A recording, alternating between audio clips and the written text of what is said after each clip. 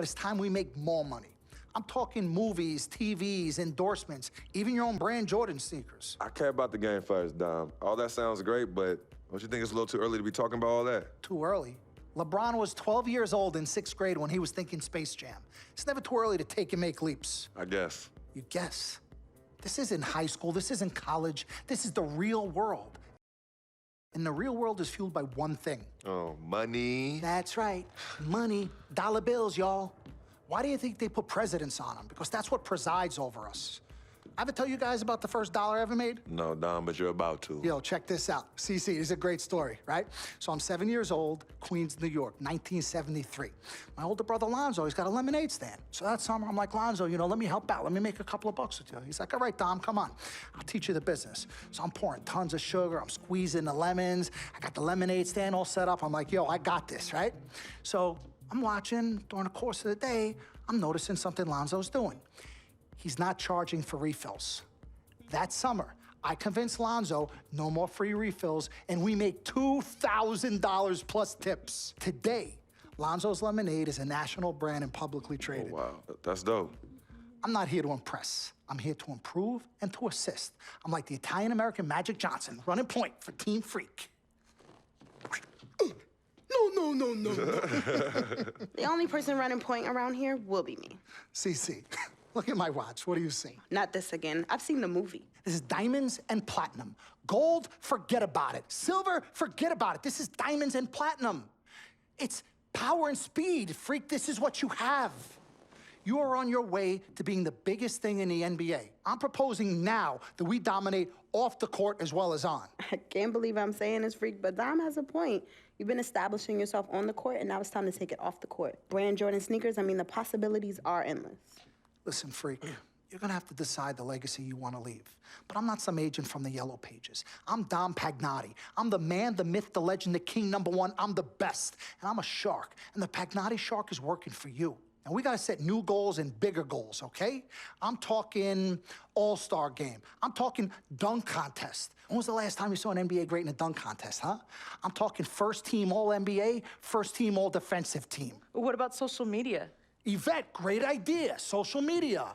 Facebook, Twitter, Instagram. Let's kick it up a notch. www.freakingandvibing.com. That's right, your own website. I've already set it up for you and it's running great. Wait, hold up.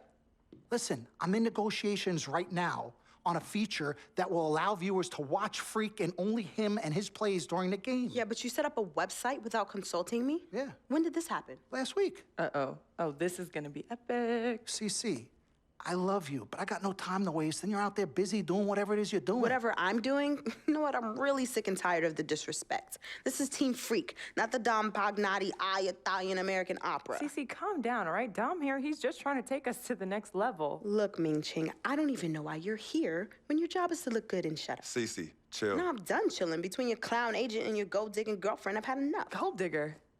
You're the winner of the Lucky Sperm contest, and I'll have you know I am currently starting my own fashion line. I've already got model contracts from Beijing to Milan. Not to mention I graduated top of my class. Summa cum laude. You mean thank you, Lottie? I don't need a man to save me or provide for me, okay? I got my own, boo. Okay, well, if that's the case, then why has all your success and fame coincided with your relationship with my brother? I mean, if you're really on top of your game, wouldn't that have happened before y'all even met? Right? You know what, Cece? You're just jealous. It's okay, though. Why don't you just play the background, yeah? Enjoy the ride. Y'all both done yet? May I continue? Now listen, as far as movie properties go, I've already got a script based upon a story of your life, Freak, okay? So guys, check out these possible titles. Freaking and Vibing, Life and Times, Volume 1. The Freak Chronicle, Freak the Fast and Furious, Part 1 does it, and this one's my favorite, Freak, you're gonna love this. He got Pagnotti. Whoa, You okay, love it, all right? Dom. Yeah, but look, you're the man, but you're not the man. Okay, you work for me. You have to follow my lead. I'm all for your ideas, but in due time. As for now, I want to focus on the court, and we'll discuss some of your ideas at a later date. Understood? Yo, we're cool in the gang, bro. That's all you had to say. All right, good. Thank you. Vet, chill. You cannot let Cece get underneath your skin. But on the same token, you cannot go out of your way to piss her off. I don't have time to be playing peacekeeper between you two. You know what? We need to talk about this afterwards alone. Fine. Cece, you need to hold this together.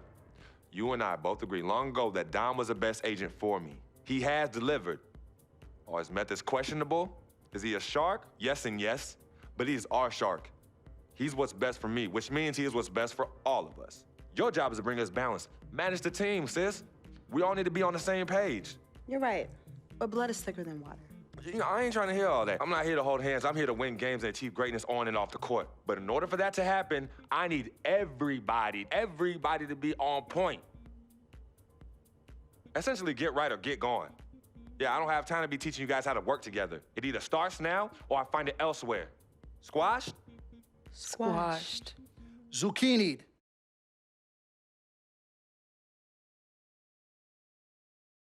Mr. Dom Pagnotti. Mr. Diamond and Platinum himself. It's a love-hate relationship. What do you think about people who see your brother as just a meal ticket? Well, that's why I'm there. I'm the gatekeeper. Yep. I can smell it from a mile away.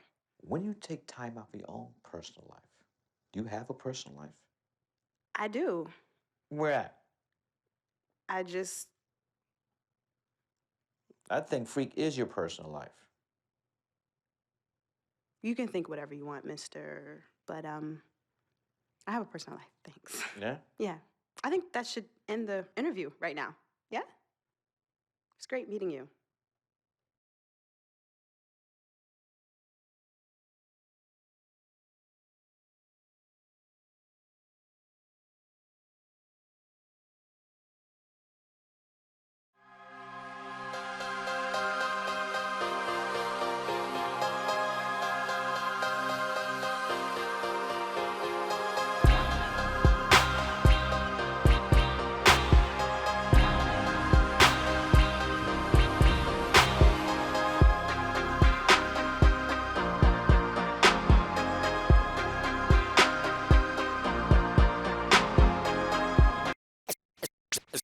Let's take them back.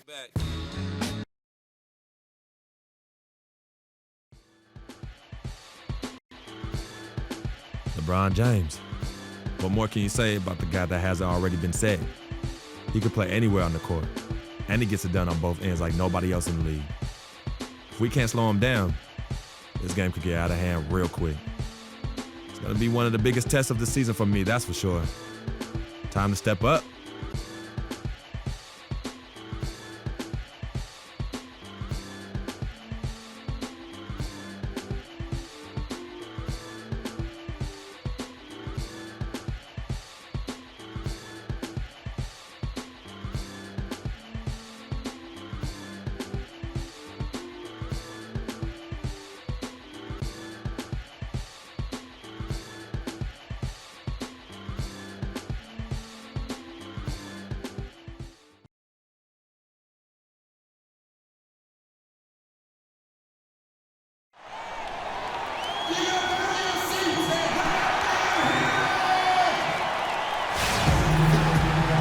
Well, the holidays always bring us some incredible NBA action. That's certainly what we have in store for us today.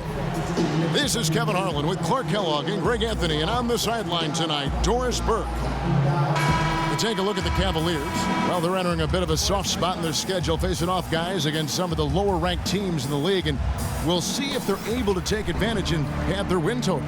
Well, hold on a minute here, Kevin. You've been around this league a while now, and you know there are no gimmies in this league. Even though the schedule looks soft and it looks like they're winnable games,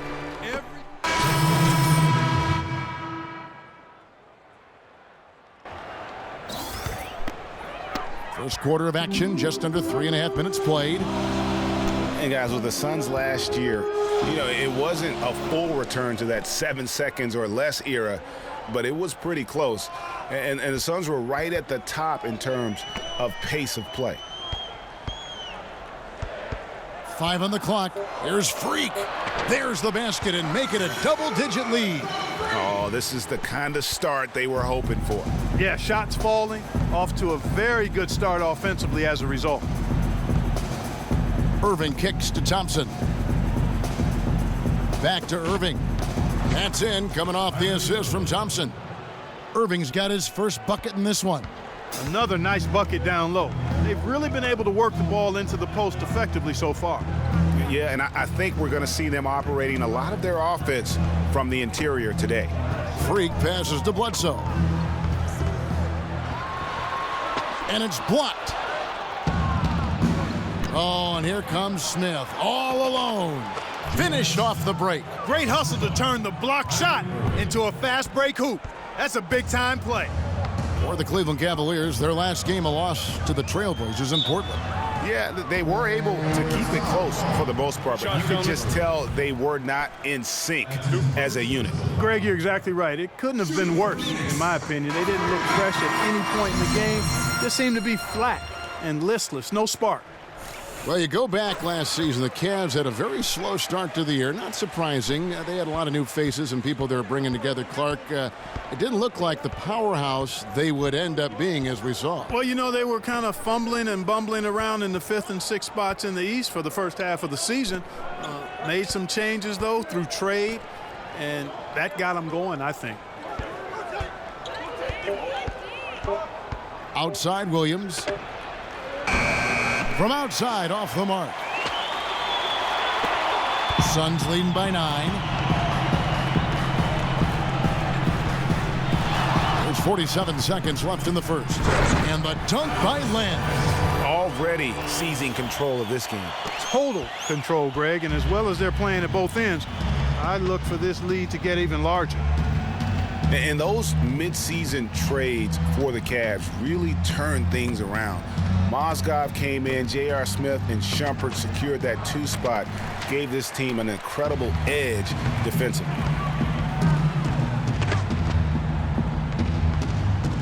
Bledsoe dishes to Len. Stolen by Varejao.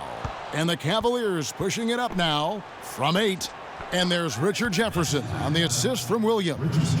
And with that height advantage right there, he had a good, clear look at the basket. Got a piece of it. Here's Freak. Here's Lure. And terrific work on the offensive glass when he picks up 2. He couldn't have dreamed of a much better start here than they've had today. I think the offensive game plan they came in with was right on point. It's worked perfectly, and the lead they already have is proof in the pudding. And Cavs head coach David Blatt beginning his NBA career after a long and illustrious career coaching over in Europe. He talked about the... There's just a lot more practice time. And when the games come, you're still... And Blatt, one of the most successful American coaches in European basketball history, Clark, and he's done a great job in his first season with the Cavaliers in the NBA, but nothing he did overseas certainly can compare to this. And, you know, that's why, Kevin, people always talk about it in terms of being a marathon. Floor. A different look now for Cleveland. 1:37 left to play here in the half. So on the floor for Cleveland, Thompson and Varejao at the 4 and 5. Smith is out there with Williams, and it's Jefferson in at the 3 slot. Tell you what, guys, it was a bit of a mixed bag for Eric Bledsoe last season. Average career highs in rebounds and assists. Those were the good parts. But for some reason, the field goal and three-point percentages dropped 30-plus points. And talking about Eric Bledsoe, he took on a lot more responsibility last season, Greg, especially after the trades in Phoenix. He became the main focal point of their offense. And you know what? It was his first year of kind of being the man. Signed the big contract coming into the season, and now there's a responsibility that goes with being the go-to guy. Eric has the talent to shine, though, in that role. One thing about Eric Bledsoe, he made it clear he wanted to be paid like an upper-tier player, and that led to quite a negotiation between he and the Suns last year. Ultimately, the two sides agreed to a 5-year, $70 million deal. Let's check out what Doris Burke has for us. Well, Kev, Freak, in the last matchup against the 76ers, well, he struggled. He chipped in his share of points and helped out the team by coming up with a few key steals in that one as well. He never seemed to find his rhythm and ended with an abysmal shooting percentage. We'll see if he can bounce back here. Doris, thanks. And we all know he wants to come out here and move on. Yeah, and what would really help is if he could come out and get off to a good, quick start here tonight. That would be a huge help. I mean, the faster he can move on and get locked into the present, the better off his team will be.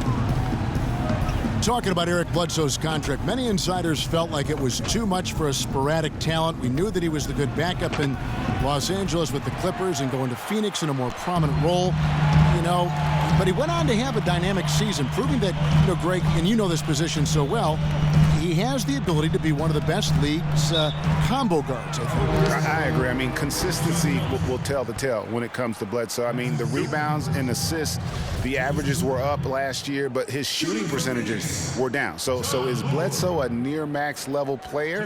Only time will tell. Shooting two. Shooting two.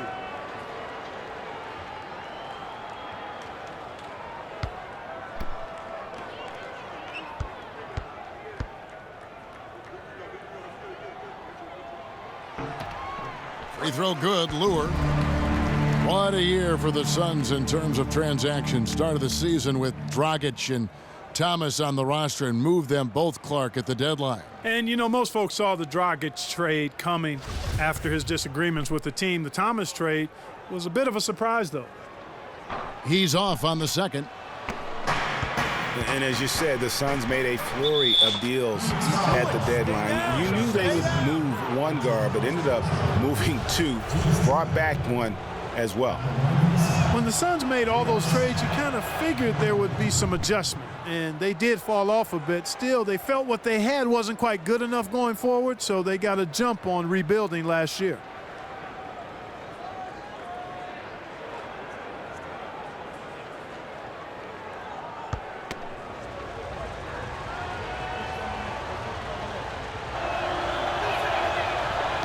Smith hits them both. And it's not often that one of your enforcers is also one of your best three-point shooters, but such is the case with J.R. Smith. Everywhere he's gone, he's played both roles, sometimes to the team's benefit, but others to its detriment. 35 seconds left in the second quarter.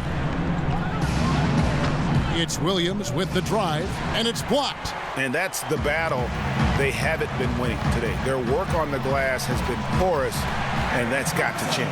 Yeah, no question about it. I mean, as they're looking to battle back, that's one of the key elements. You got to rebound.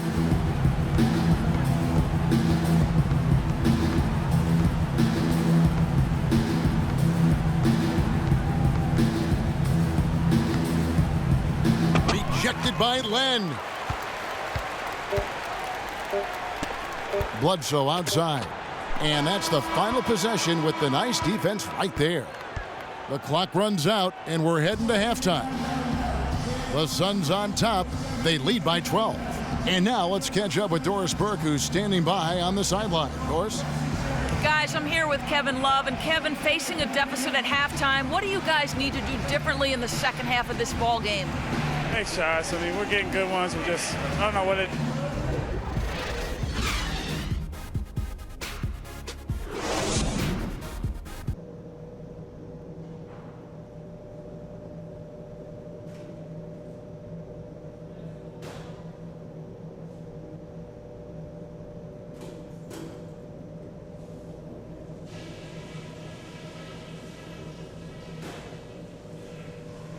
Okay, guys, solid play so far. I like what I'm seeing. But just a few things to talk about before the second half. We got a spectacular boost from the guys coming off the... Welcome back, everyone, to the start of the second half. Big margin on our hands, but we'll see if that gap narrows down in the third and fourth quarters. Look at LeBron James. He's really been playing well. Yeah, the rebounding, particularly on the offensive side, as good as it gets. He was bringing the effort down low. And I tell you what, that allowed him to get it. Teams changing it up here. Freak, he's in at point guard. John Lure's out there with Warren. Then there's Len, and it's Booker in at shooting guard. That's who's out there for Phoenix. On the wing, Irving. 11 points in the game. Thompson, and he comes off the screen and slams it through. Cutting into that lead a little bit. Way to finish. And the basket is still shaking. Oh, I mean, he has got power in bunches on that two-hand. And the pass to Lure. And Booker kicks to Freak.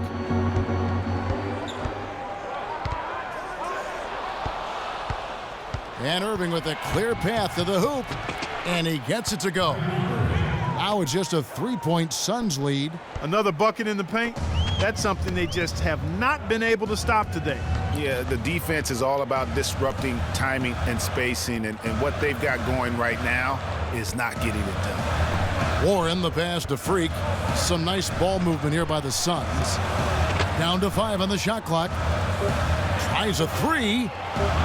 Can't get it to go. Cavaliers go the other way with it.